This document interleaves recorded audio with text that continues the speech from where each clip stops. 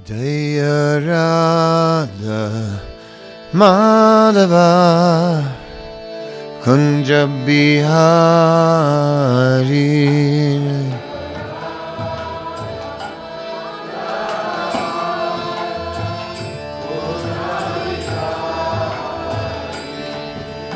Gopijana Vallabha Girivardhari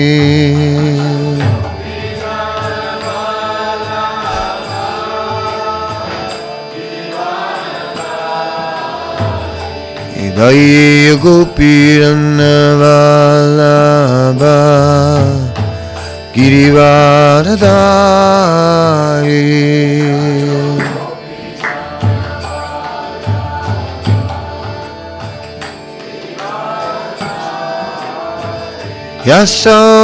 Yasodhanandana Brajananandana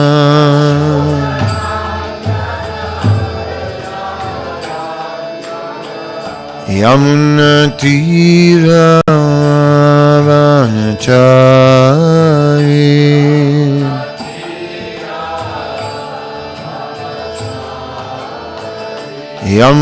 Yamunatira Vanachari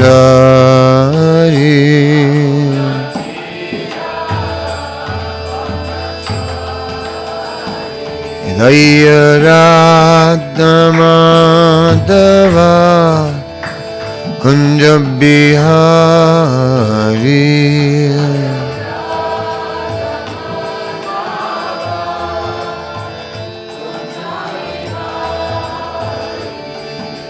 Gopijana Vallabha Girivardhari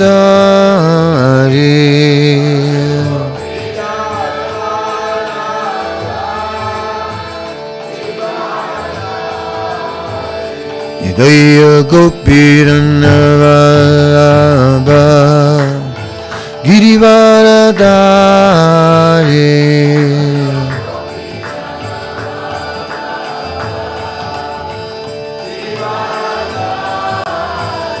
Idaya Gopijana Vallabha Girivardhari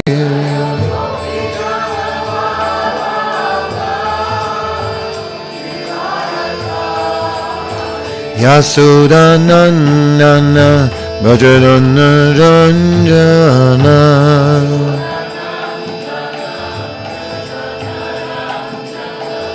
Yamunatira Vanachari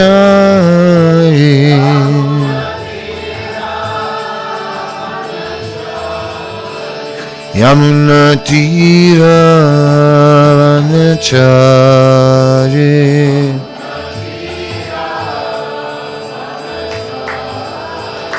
Jaya Shri Krishna Chaitanya Prabhu Nityananda Shri Advaita Gadadhara Shivasari Gaura Bhakta-vrinda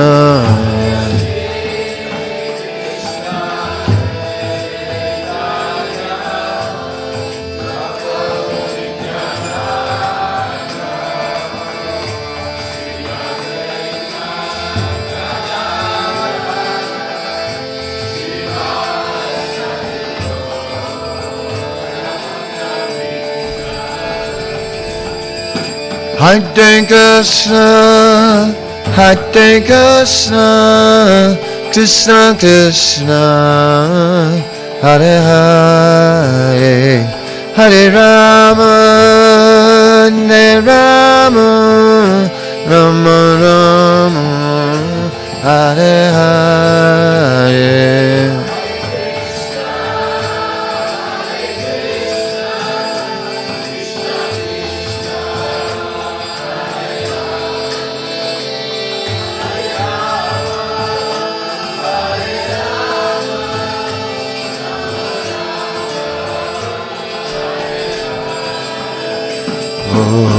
Hare Krishna, Krishna Krishna, Hare Hare, Hare-rama, Hare-rama, Rama-rama, Hare-Hare.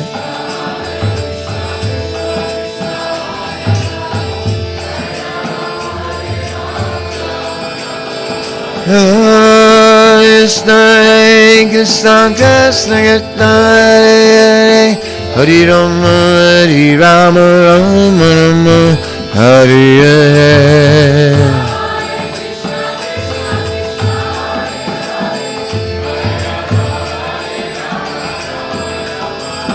Jaya Prabhupada, Prabhupada, Prabhupada, Jai Prabhupada.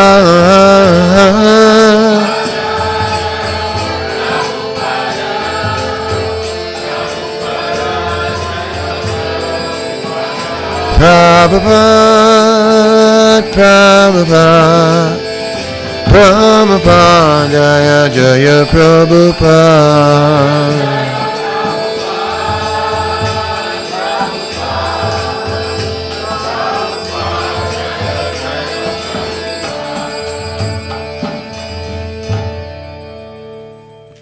Shri Prabhupada ki jai, Harinam Sankirtan Yagi ki jai, Ananta Koti Vaishnava Vrinda ki jai.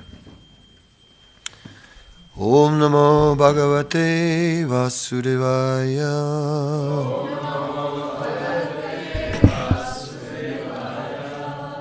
Om Namo Bhagavate Vasudevaya.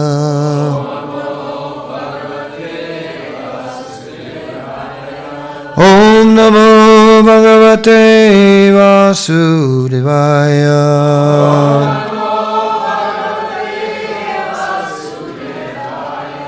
Om Namo Bhagavate Vasudevaya.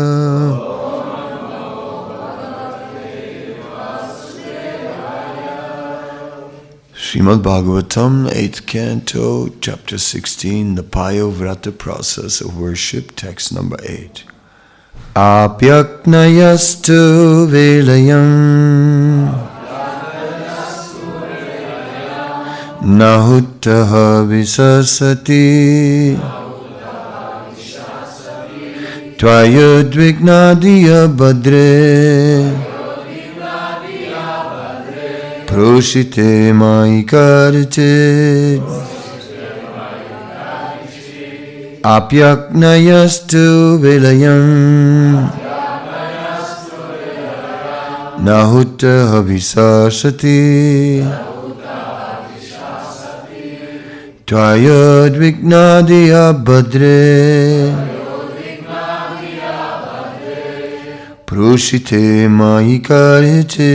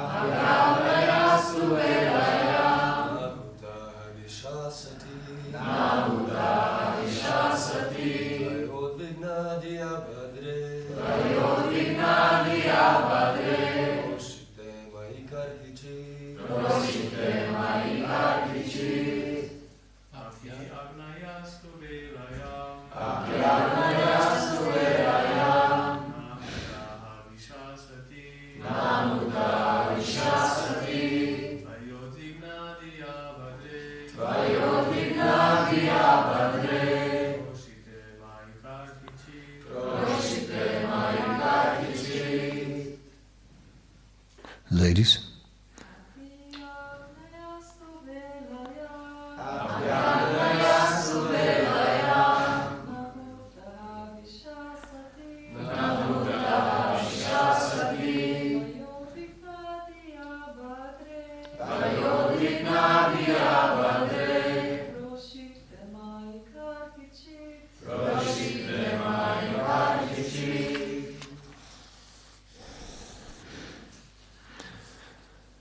Api, weather.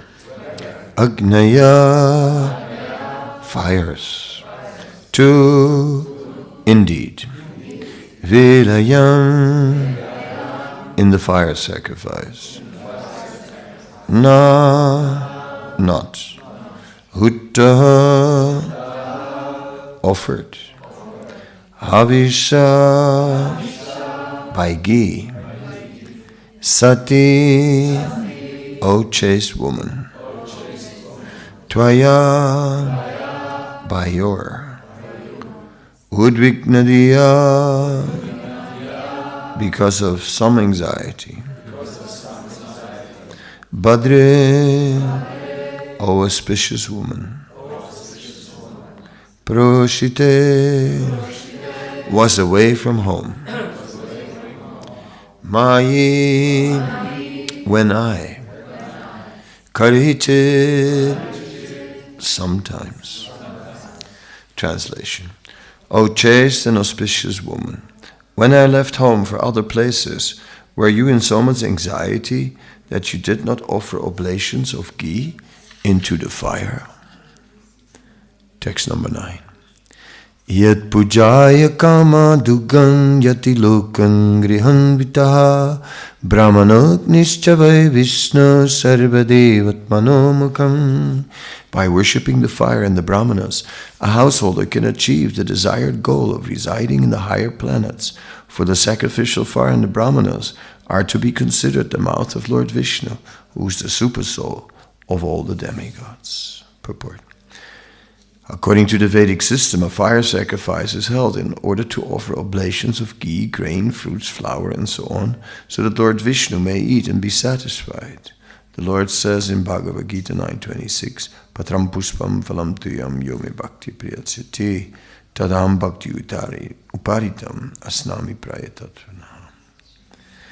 If one offers me with love and devotion a leaf, a flower, a fruit, or water, I will accept it. Therefore, all these items may be offered in the sacrificial fire, and Lord Vishnu will be satisfied.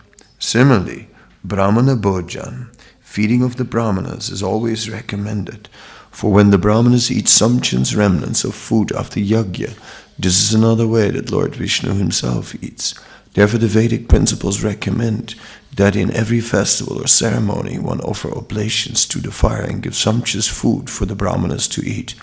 By such activities a householder may be elevated to the heavenly planets and similar places in the higher planetary systems. Om Jnanatimirandasya Gnanandana Salakaya Shakshurun Minitanyana Tasmai Shri Gurave Namaha Shri Chaitanya Manobhistam Stapitam Yena Bhutale Swayam Rupa Kadamayam Dadati Swapadantikam Shri Krishna Chaitanya Prabhu Nityananda Shri Advaita Gadadhar Sivasadi Gaura Bhakta Vrinda Hare Krishna Krishna Krishna Hare Hare Hare Rama Rama Rama Hare Hare.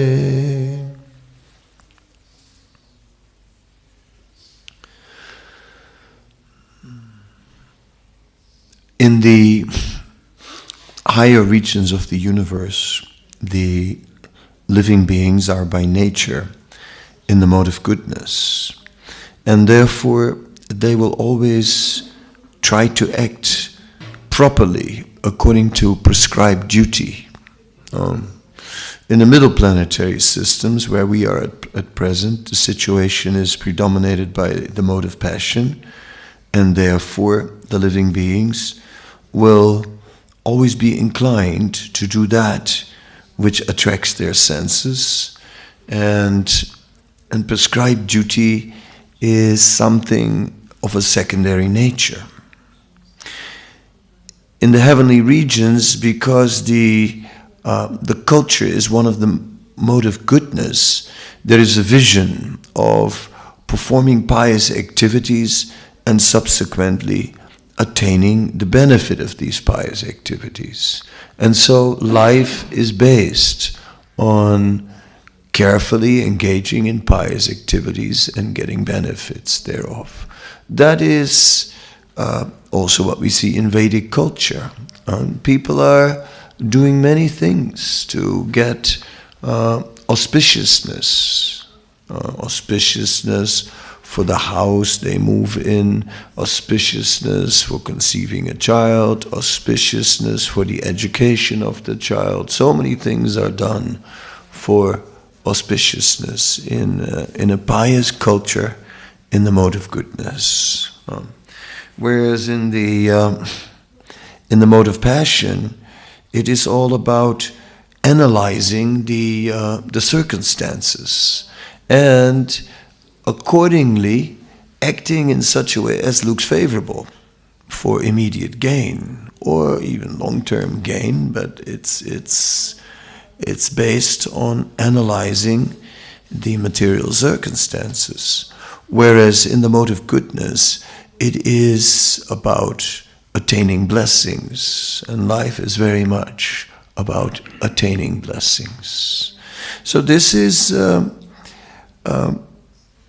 the mode of goodness is very close to the transcendental culture of devotional service. And therefore, the elements of the mode of goodness also, to an extent, apply in Vaishnava life. It is the foundation. We see that Sri Chaitanya Mahaprabhu's movement is founded in the Varna ashram culture to an extent. Of course, he's also transcending the Varna ashram culture at times, and the pleasure of Krishna is more important than the duties of Varna ashram. But still, the movement of Lord Chaitanya was rooted in Varna ashram, if we look at what it was like 500 years ago. And subsequently in Parampara, we see that Srila Bhaktisiddhanta Saraswati Thakur, who started to organize the worldwide preaching mission, emphasized Varnashram. Prior to Srila Bhaktisiddhanta, the followers of Sri Chaitanya Mahaprabhu were more following the example of the 6 Goswamis. And the 6 Goswamis, they were more in Paramahansa Vesh. Right? They were trying to, the Babaji Vesh, or the dress of the Babaji, or the Paramahansa. In other words, they would just perform constant transcendental activity, constant chanting, constant hearing, and then material things were forgotten sometimes. Sankhya Purva Ganama Ganana Tabi. They were always chanting the holy name. Chak Chaturna Masesa Mandala Patisre Nim Sada Tuchavat. They were renouncing the aristocratic lifestyle that they came from and the association of the wealthy, and living very austere and simple. But we see that the Sankirtan movement, which is meant to give shelter to the entire world, is based on Varna ashram. And we're seeing that Sri Chaitanya Mahaprabhu and his associates were also situated in Varna ashram. In Chaitanya Charitamrita, we have the description of that Vaishnava named Jadu Thakur, who was he was a great Vaishnava, but also a Sudra by caste. So he was quite conscious that, I'm a Sudra, right? So you're a Vaishnava. No, I'm a Sudra. And there was Kalidas, who was very eager to get remnants and wanted the remnants of all the Vaishnavas in Bengal. But Jadu Thakur was very careful. Oh no, you're not going to take my remnants. No way. But then Kalidas came with a trick. very nice, sweet, ripe mangoes. Gave him as a gift. Then he waited outside the house. And sure enough, the family had been feasting, and the seeds and the peels and the plates were thrown out. And Jadutaka, sucking those seeds, the peels, licking the plates, being in great ecstasy. So, we see two elements in Chaitanya Mahaprabhu's movement. We see Varna ashram, and we see an understanding that is transcendental. Transcendental to Varna ashram. Transcendental means that only is concerned with whatever dedication is there to the Supreme Personality of Godhead. That is what counts. And that is the ultimate. So here we are in the Bhagavatam, and we are reading a section where this is following the pastime of Bali Maharaj, right? And it is stated that the Devatas had neglected, Indra had neglected his spiritual master. And as a result, the demons could come up. And Bali Maharaj, he had done exactly the opposite. He had performed great austerity. He had very much pleased his spiritual master, and as a result, he got a special armor and a special chariot, and with that he was able to conquer the heavenly regions. And as a result, all the devatas, all the demigods, they had to hide. They had to somehow or other flee and hide. So Aditi, the mother of the devatas, of the demigods, she was feeling very afflicted by that. She was very unhappy about the situation. And Kasyapa is one of the sons of Aditi. So the sage Kasyapa, he was trying to pacify her with philosophy, but that was not successful. So he finally pointed out, well, only Lord Vishnu can help you, and only he can change the situation. So he advised her to do a particular type of worship, the payo vrata. Payo means milk, basically, milk. Yeah. So anyway, but it's said in this verse, it is described that, O chaste and auspicious woman, when I left home for other places, were you in so much anxiety that you did not offer oblations of ghee into the fire? It's interesting, right? It's like she got into so much anxiety that she was not doing her spiritual duties. Right? That's the normal way of life for the demigods to offer oblations in the fire, and somehow or other it was extraordinary that she didn't do that. Yeah. Yeah.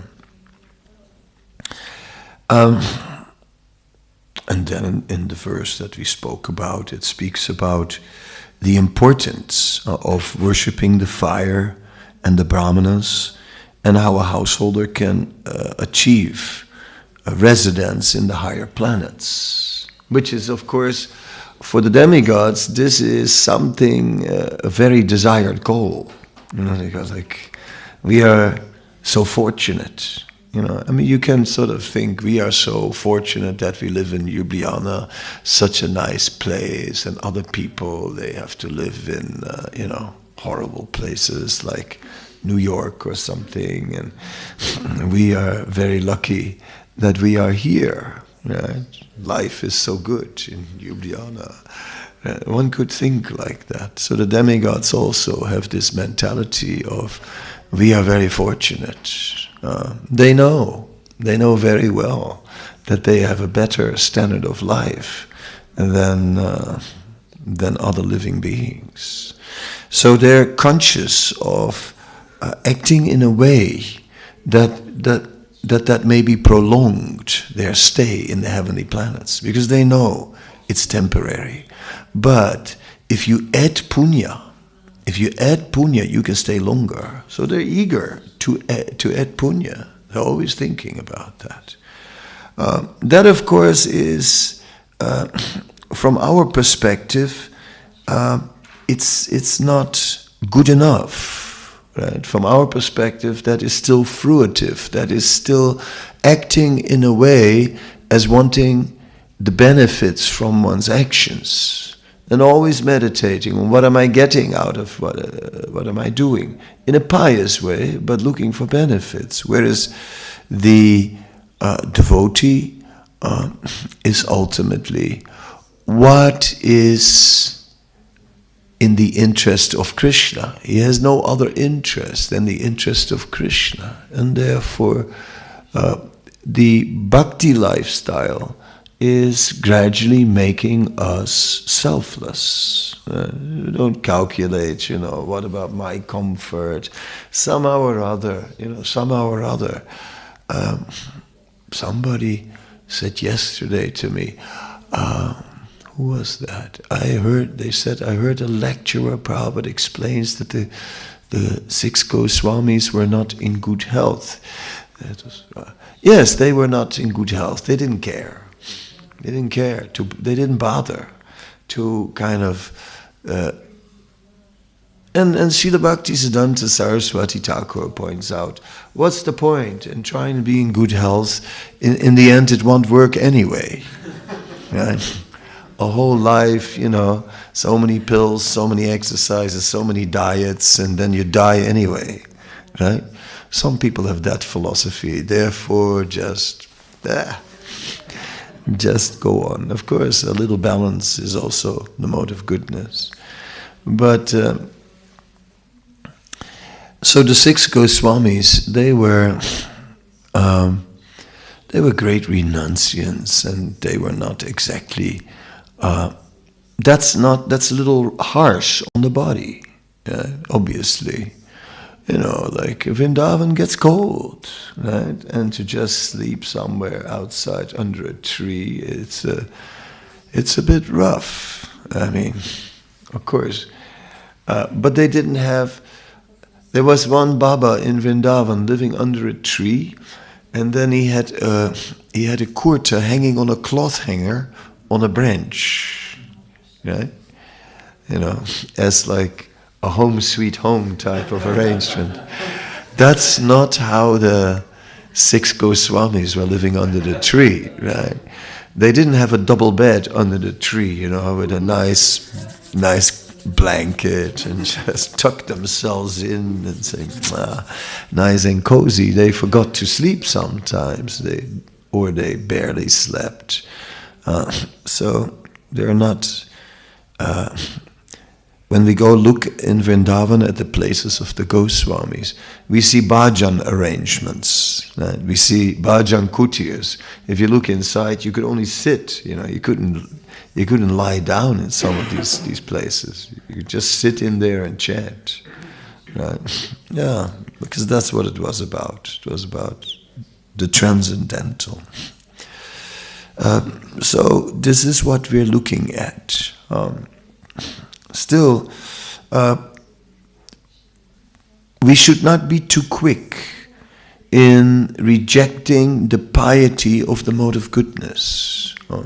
Because, after all, we come from the lower modes of material nature. We come from the middle planetary systems and from Kalyuga.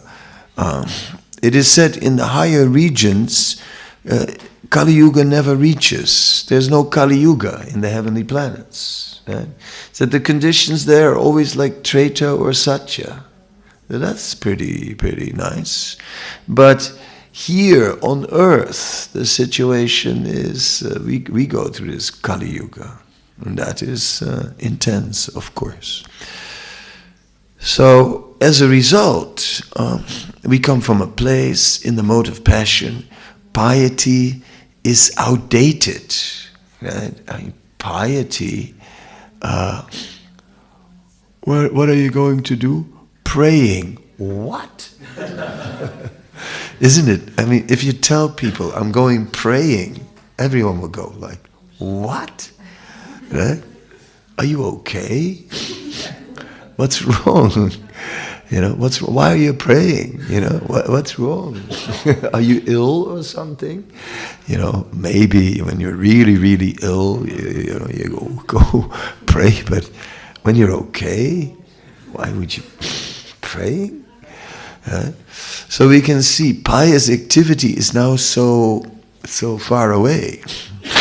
That's why, they think we are religious fanatics, right? At least some category of people. They think these are fanatics. They make too much of it. There's a religion, all right, okay. You want religion? No problem. It has a place in society, but you don't overdo it. You understand?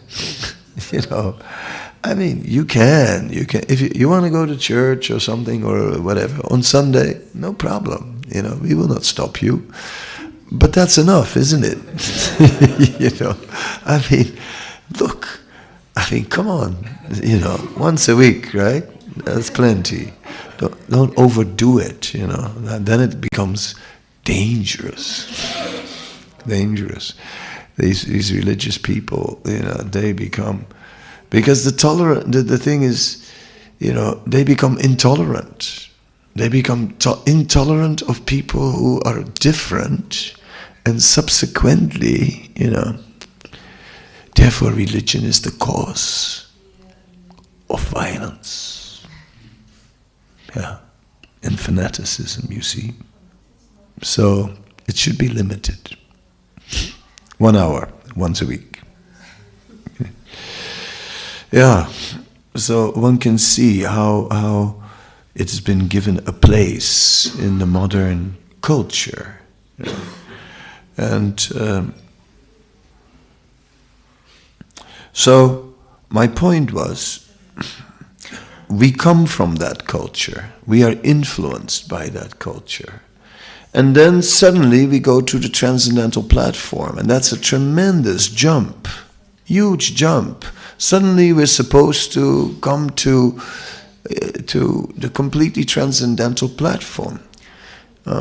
We were on Srila Bhaktisiddhanta's disappearance day. We were remembering his words, and he was saying that we are initiated in the mantra Kirtaniya Sadahari. So that's really something, right? What mantra? We would think the Hare-Krishna mantra. No. In Kirtaniya Sadahari, to always chant. That's really what our life is about.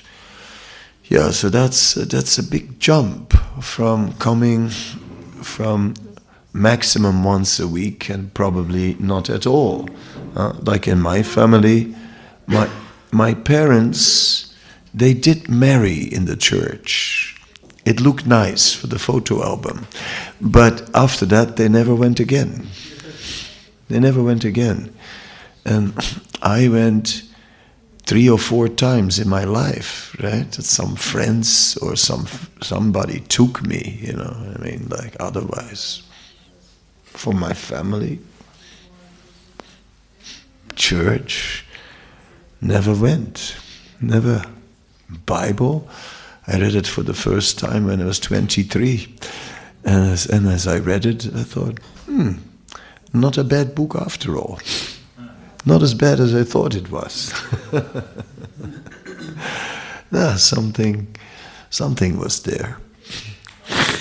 So our culture, in this day and age, generally speaking, the common culture, is like that. Of course, some people, they come from a very religious family. I've also been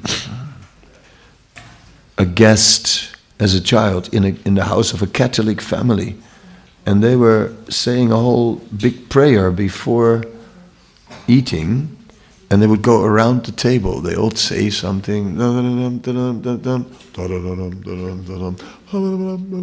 all had to. This is a whole thing, They go. I was there, like, whoa. Yeah. Anyway, why am I speaking about these things? Because I want to sort of illustrate a little bit what pious culture is, and how we did not come from pious culture, then how we came in touch with the Sankirtan movement, and suddenly are propelled to Kirtaniya Sadahari, and here we are, super transcendental, and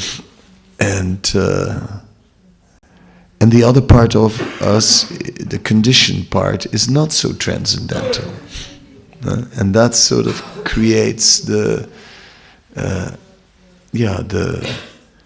bit of an inner conflict in the conditioned state, and that creates a certain struggle.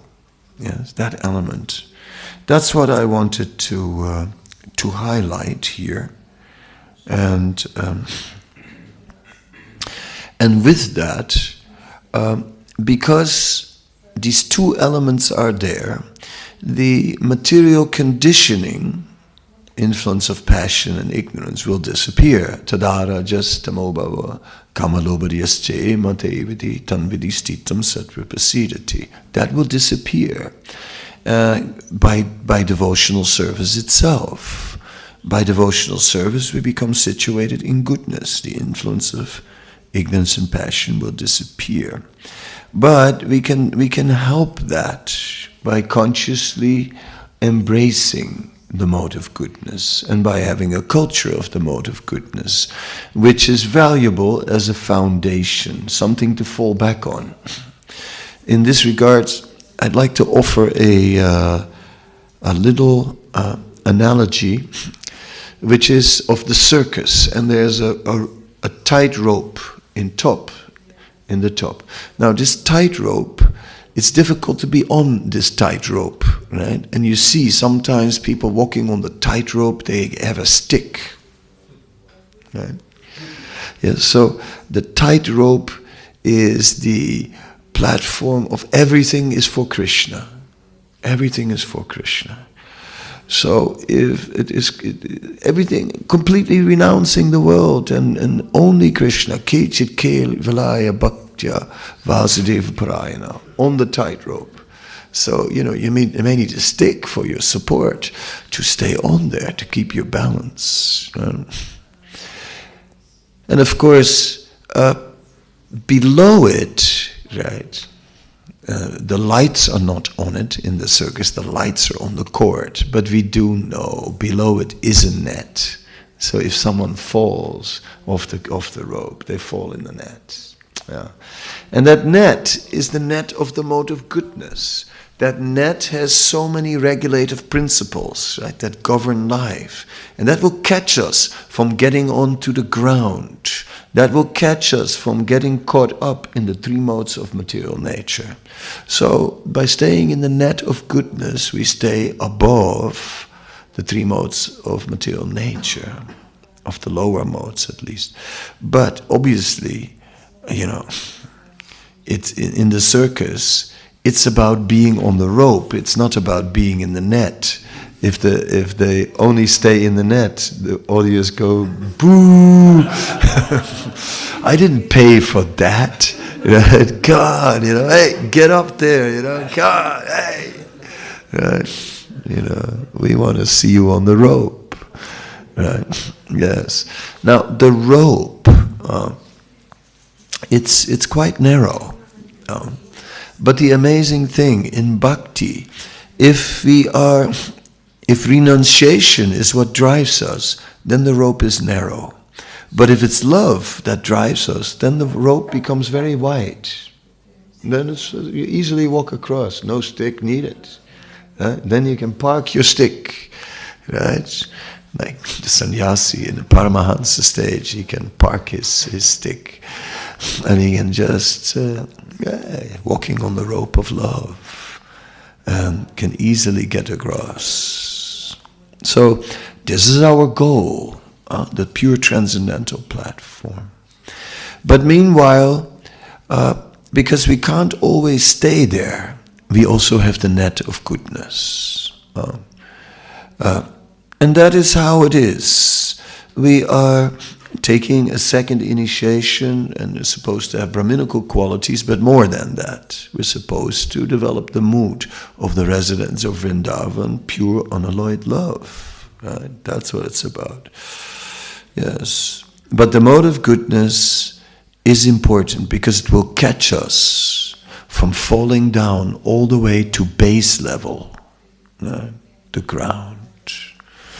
Anyway, I hope that my analogy was useful, and if there are any questions or comments, I will try to answer them.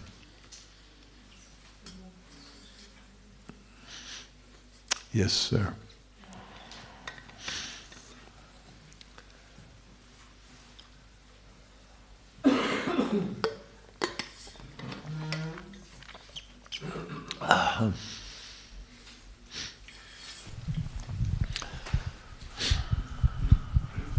Hare Krishna. I have a question about fire. Fire. Yes. Is as it said that the fire represents the tongue of Vishnu. Can any fire be considered as the tongue of Vishnu, or is it just the fire that Brahmana makes, or what makes a fire sacrificial? In the Vedic culture, the fire has different tongues, right? And through different mantras, a Brahmana is invoking the various tongues. And so for different yagyas, a different tongue is being invoked. Therefore, you cannot use a yagya for one purpose and then the same yagya for another purpose also. There are particular tongues like that are being invoked by the Brahmana. So it's not just the fire by itself, but the Supreme Lord is, yes, we worship the fire. It says, by worshipping the fire, and then it can be done that one can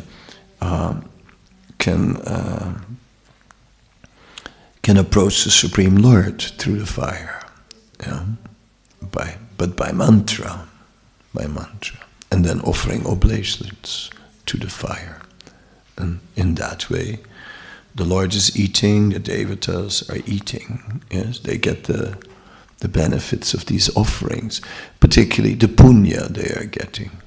Yeah. They live on punya. Yeah.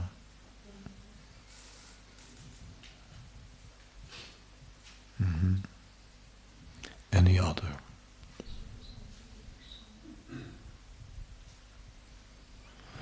Yes. Just a question about, you said there is no Kalyuga on the higher planets. Srila Prabhupada writes it in the purports of the Bhagavatam. But when there's, I also heard something that when is Kalyuga here, because we don't do any sacrifices, the demigods still have suffer somehow, because there is no offering. Yeah,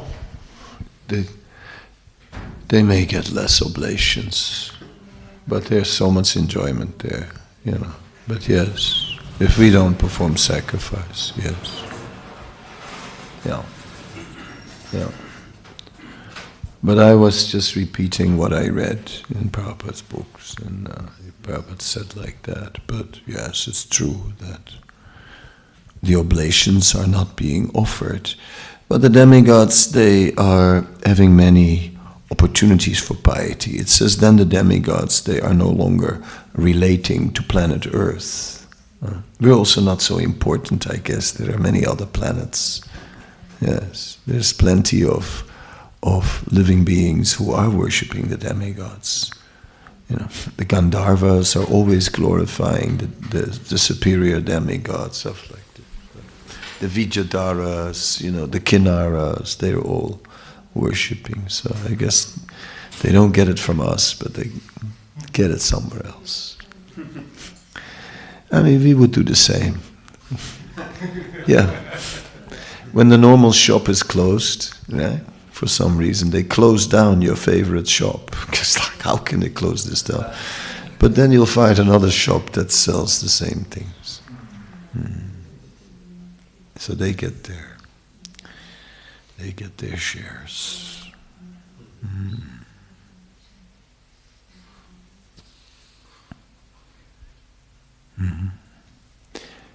So, in this way, we're studying Srimad Bhagavatam little by little, and we can look at the Bhagavatam in many ways.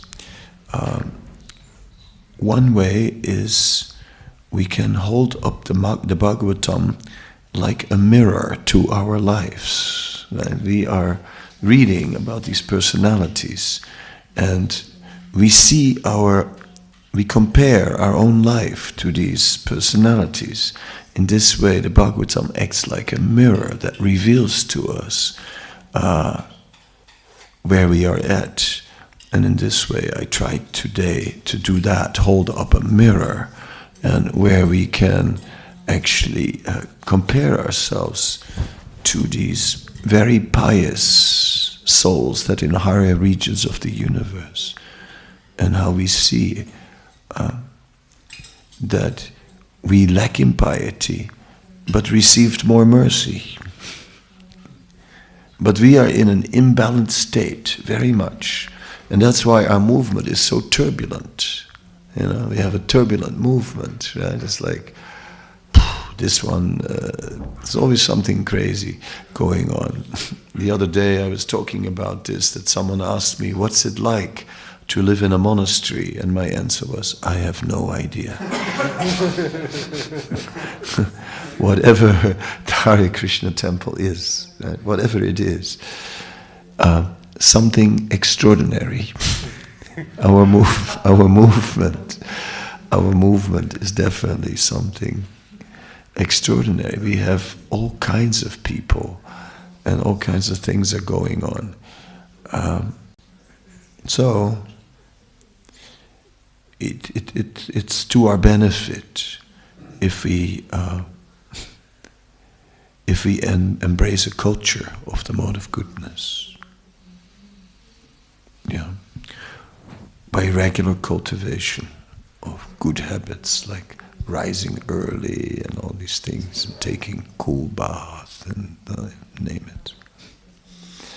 But then it says like, okay, take a cold bath, right? So then the European mind goes, okay, it has to be cold, you know what I mean? Is this cold enough? No. Bring more ice because it says cold, right? Whereas, cool is good enough. Yeah. At least in the morning. Yes. So the mode of goodness is not easy. Just like in the scripture it says that one can offer obeisances in this way, and one way is to fall flat like a stick, right? So in Germany, that's how they did it in the days in the history. They would all stand lined up at the time of darshan, and then they would all just go like straight on the ground, face on the ground, like bah! Yeah, it's like that's the mode of passion. That's not the mode of goodness. So it's interesting. It takes a while to absorb the Krishna consciousness and transfer it into our culture until it starts, becoming natural. Yeah. So we're reading a little about the culture of the demigods and can reflect and look at our own culture and our own lives. Thank you very much. Okay, last question. Maharaj, you were speaking about also, I think, Varnashrama as a safety net. One way of looking at this, our attempt of building alternative communities, villages, alternative to general culture, is this, building a safety net. Now my question is but in the face of lack of success, of long-term success in that field, I mean, it seems as a riskier option that I was thinking, because if something goes wrong, you depart from the general culture you're used to, you go to a community and something goes wrong there and you're left with nothing socially. So how to do this in a way to be less risky, to manage that risk, for people to join, to start, to get courage to invest in this kind of living. Okay. Srila Prabhupada is the one who initially started communities and was encouraging devotees to live in communities. And Srila Prabhupada was like very much open to creating a whole counterculture, like educating the kids, and then said, they don't need to learn very much, just reading, writing, and some math, this, that. But Prabhupada was so transcendental. Like in the Chaitanya Charitamrita, it speaks about education. Ramananda Roy is speaking about education and saying that the only education is education about devotional service. And Prabhupada took it like that. Right? Was hardly interested in anything else. But then we say, then when these children will grow up, they become disconnected from society at large. What about that? And Prabhupada thought that was great.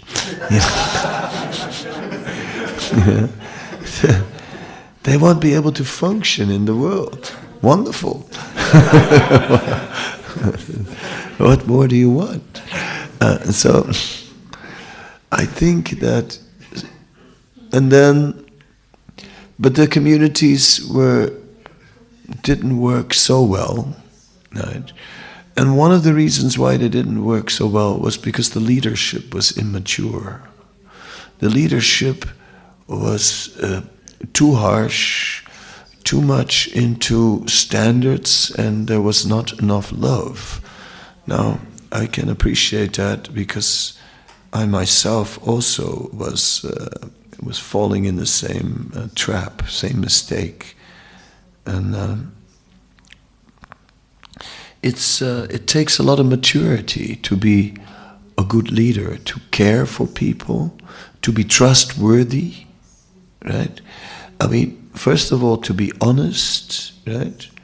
And to be fair, to not be diplomatic, but to be straightforward so that people really trust in you. It's very difficult.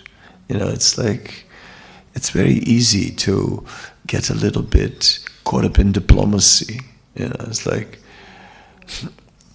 if you have something heavy to say to someone, it's always easy to say, we had a discussion with the committee and everyone felt that really you shouldn't stay in the temple.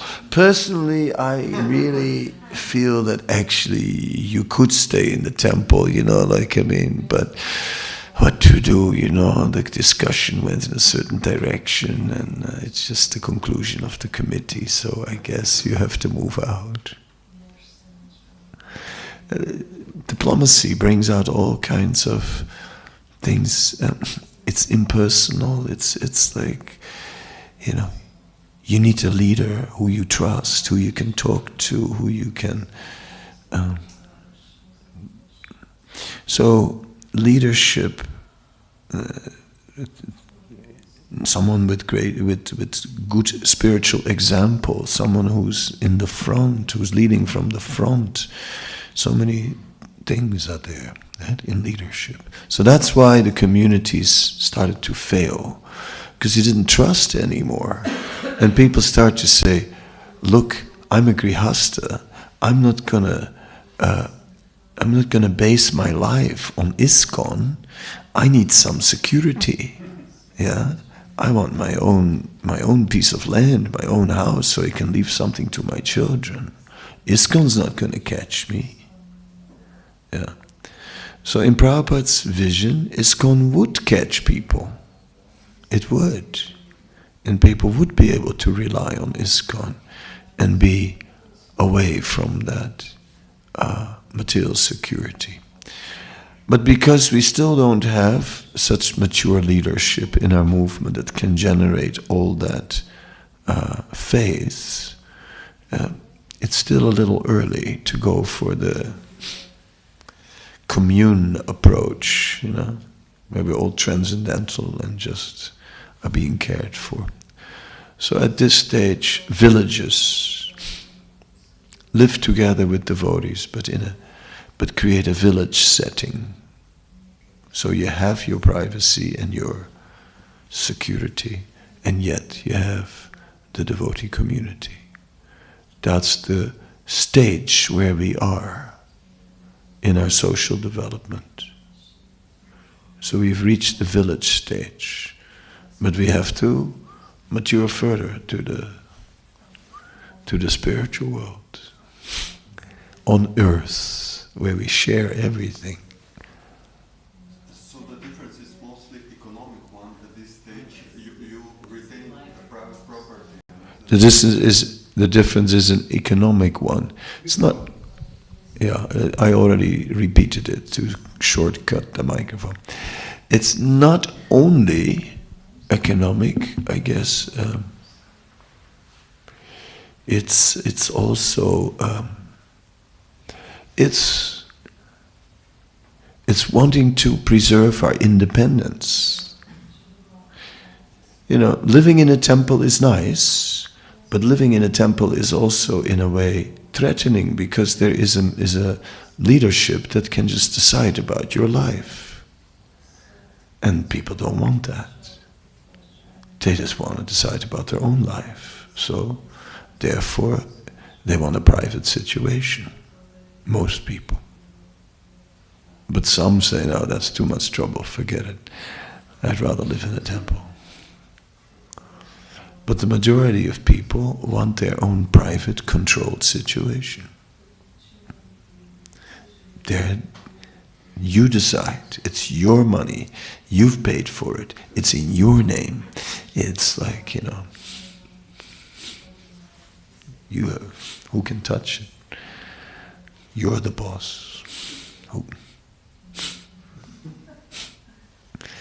So it's more than economy. It's about being boss. Independence.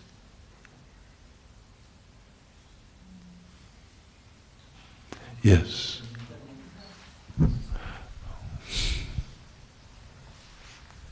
Oh. He wants internet first.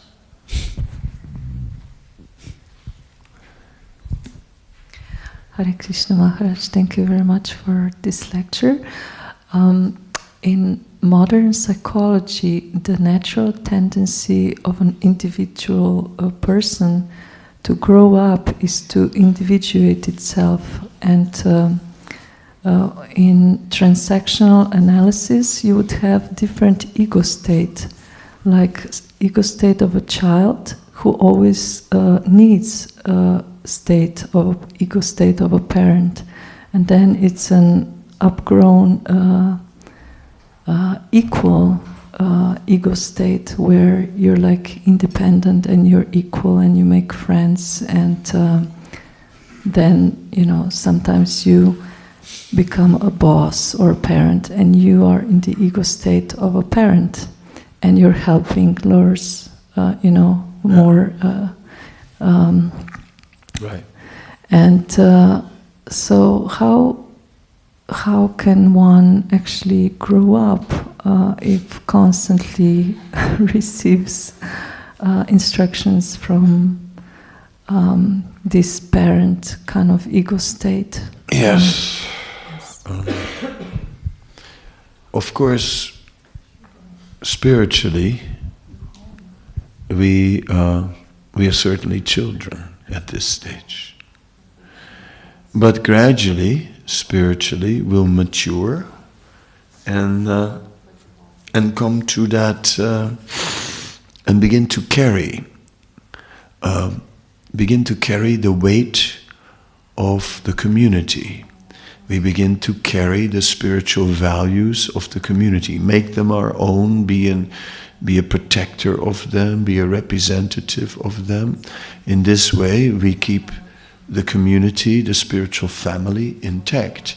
Eventually, we may become like in the parental role, like you say, or a teacher role, and we may be the one who is meant to inspire the spiritual family, keep the spiritual family like that.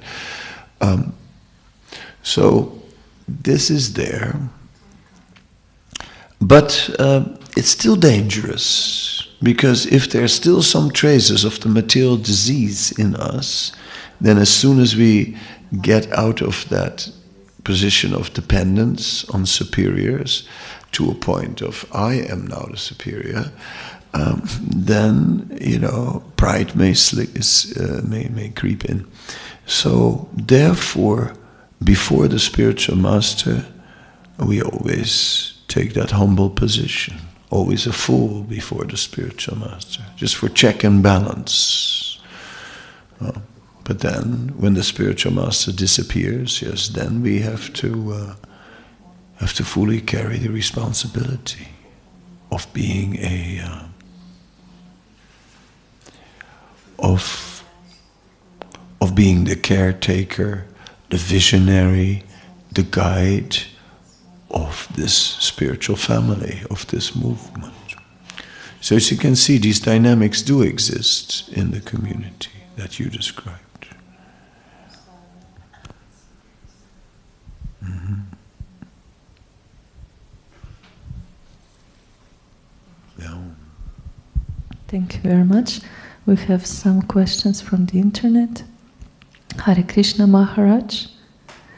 Question. I understood that the mode of passion there is analyzing for personal benefit. It seems to me that this is also going on in other modes, but maybe in different fields or level. Could you elaborate on this? There is one word I couldn't get. Modes? Notes? In other... This is also going on in other... Modes. Modes. Modes. Not just passion. Okay. The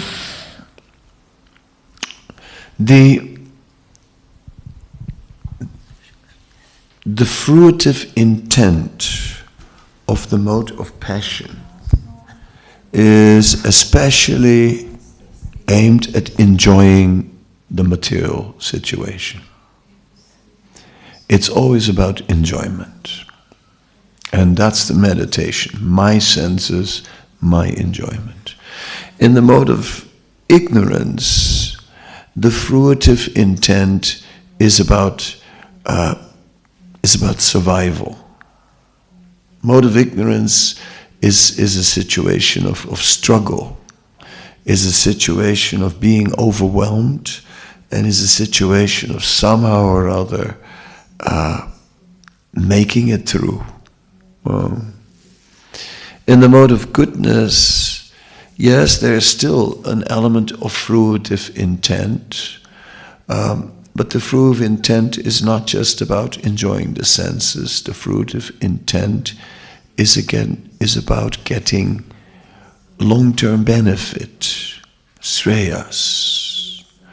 So there's still a sense of desiring benefit, but it's long-term benefit.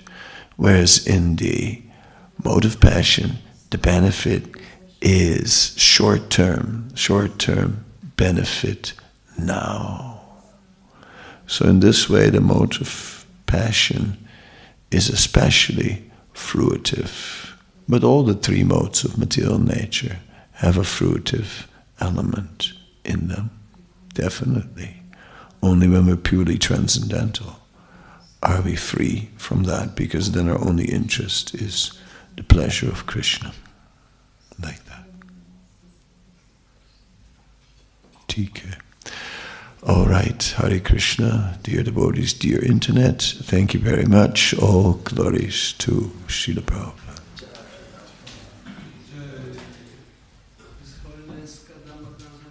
Yeah.